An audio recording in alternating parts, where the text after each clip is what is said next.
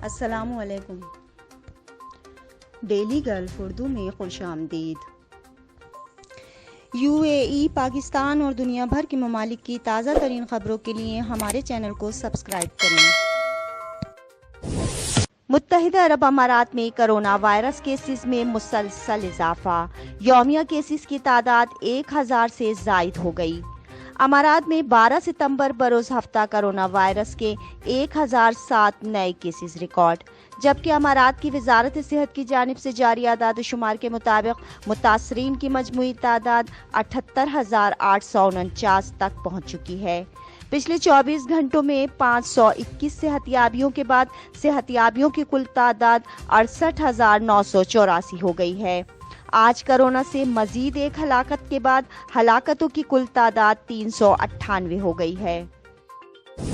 متحدہ عرب امارات کا مصیبت زدہ پاکستانی بھائیوں کے لیے شاندار اقدام، سیلاب متاثرین میں 1 لاکھ راشن بیگ تقسیم کر دیے۔ سندھ اور کراچی میں طوفانی بارشوں اور سیلاب سے ہونے والی حالیہ تباہ کاریوں کے بعد خلیفہ بن زید ال نہیان فاؤنڈیشن کی جانب سے متاثرہ سندھی عوام میں راشن کے 1 لاکھ پیکٹس تقسیم کیے جا چکے ہیں۔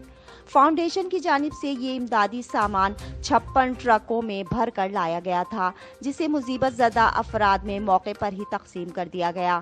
اماراتی قونصل جنرل نے کہا کہ انہیں اماراتی حکومت کی جانب سے ہدایات جاری کی گئی ہیں کہ صوبہ سندھ میں آفت میں گھرے افراد کی بھرپور مدد کی جائے۔ دبئی میں کرونا احتیاطی تدابیر کی خلاف ورزی کرنے والے کسی فرد کو رعایت نہیں دی جائے گی۔ دبئی میں national emergency crisis and disaster management authority کی جانب سے کرونا احتیاطی تدابیر پر عمل درآمد کروانے سے متعلق انتہائی سخت احکامات جاری کیے گئے۔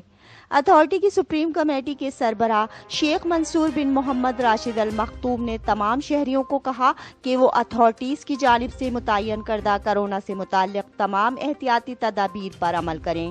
کرونا کے خلاف لڑائی میں ہر فرد کو اپنا کردار ادا کرنا ہوگا۔ انہوں نے کہا کہ شہریوں کی زندگی اور صحت کا خیال رکھنا ان کی اولین ترجیحات میں سے ایک ہے، جس پر کوئی سمجھوتہ نہیں کیا جائے گا اور اس کے لیے سخت سے سخت اقدامات بھی کیے جائیں گے۔ شارجہ پولیس کا بڑے منشیات فروش گروہ کے خلاف کمانڈو ایکشن۔ شارجہ پولیس نے درجنوں افراد پر مشتمل بڑے منشیات فروش گینگ کو گرفتار کر لیا۔ منشیات فروشوں کا یہ منظم گینگ بڑے پیمانے پر امارات میں منشیات کی اسمگلنگ کرتا تھا۔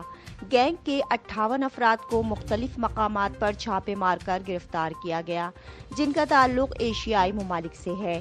کارروائی کے دوران 153 کلو گرام منشیات پکڑی گئی، جس کی مالیت 6 کروڑ 30 لاکھ درہم کے قریب ہے۔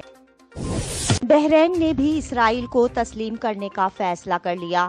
امریکی صدر نے ٹویٹر اکاؤنٹ پر اعلان کیا کہ بحرین نے بھی اسرائیل کو تسلیم کرنے اور اس کے ساتھ خوشگوار تعلقات قائم کرنے کا فیصلہ کیا ہے۔ صدر ڈونلڈ ٹرمپ کا کہنا ہے کہ آج ٹیلی فون پر اسرائیلی وزیر اعظم اور بحرین کے فرمانروا سے بات چیت کی۔ دونوں نے اس معاملے پر رضامندی ظاہر کی ہے۔ انہوں نے کہا کہ آج کے دن ایک اور تاریخی پیش رفت ہوئی ہے۔